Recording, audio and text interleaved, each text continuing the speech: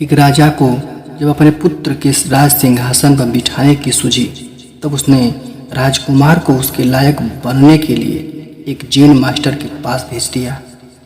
Master ने राजकुमार को कुछ दिनों तक तो अपने पास रखा और बाद में 1 साल के लिए राजकुमार को जंगल में जाकर रहने का आदेश दिया।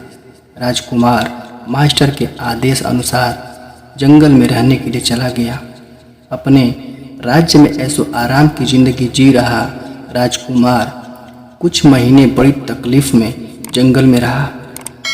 बाद में उसे धीरे धीरे उस जंगल की आदत हो गई। वो सहजता से उस जंगल में रहने लगा और जंगल में होने वाली छोटी मोटी घटनाओं का अवलोकन करने लगा। देखते ही देखते 1 वर्ष बीत गया और राजकुमार वापस अपने मास्टर के पास लौट आया। मास्टर ने राजकुमार के लौटने के बाद उससे सबसे पहले एक सवाल किया कि मुझे बताओ कि तुमने जंगल में क्या क्या सुना। राजकुमार बोला, मैंने वहाँ झरने की कलकल, भंवरों का गुंजन, पत्तों की सरसराहट, बादलों की गड़गड़ाहट, झींगरों का शोर सुना। राजकुमार इतने पर ही नहीं रुका और उसने हर उस आवाज़ के बारे में जैन मास्टर को बताया जिसे उसने जंगल में सुनी थी। जैन मास्टर ने राजकुमार से पूछा, और क्या क्या सुना तुमने?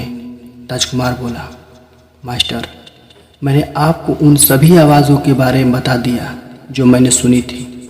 मास्टर ने राजकुमार से कहा, ठीक है, तुम दोबारा उसी जंगल में जाओ और वहाँ से तभी वापस लौट कर आना जब तुम्हें पहले सुनी आवाज़ों के अलावा कुछ नई आवाज़ें सुनाई दें।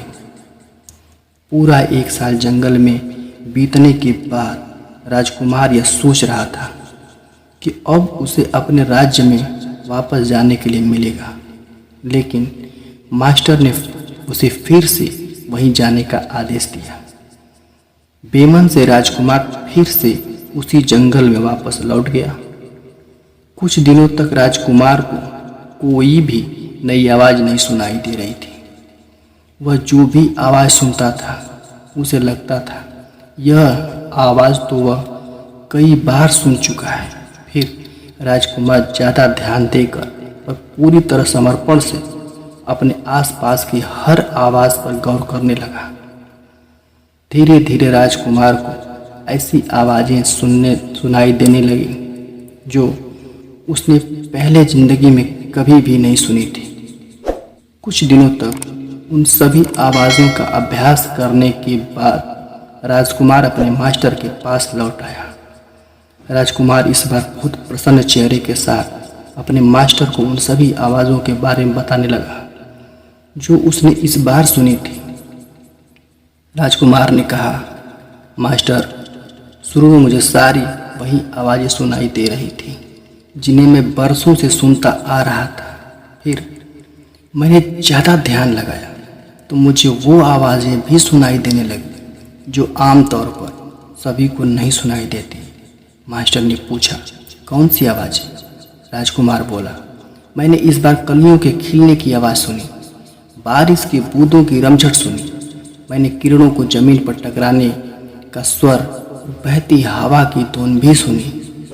राजकुमार की बातें सुनकर जैन मास्टर बहुत खुश हो गए।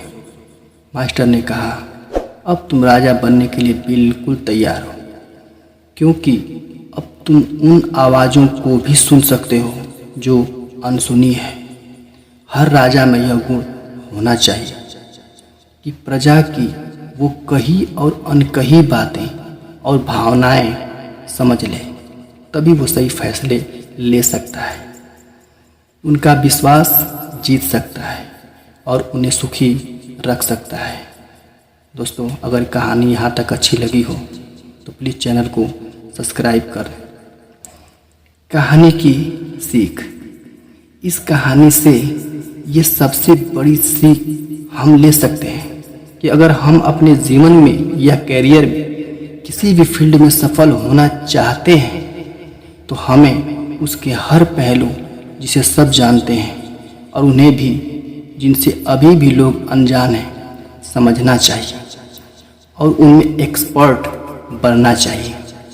दोस्तों, प्लीज़ चैनल को सब्सक्राइब करें। धन्यवाद।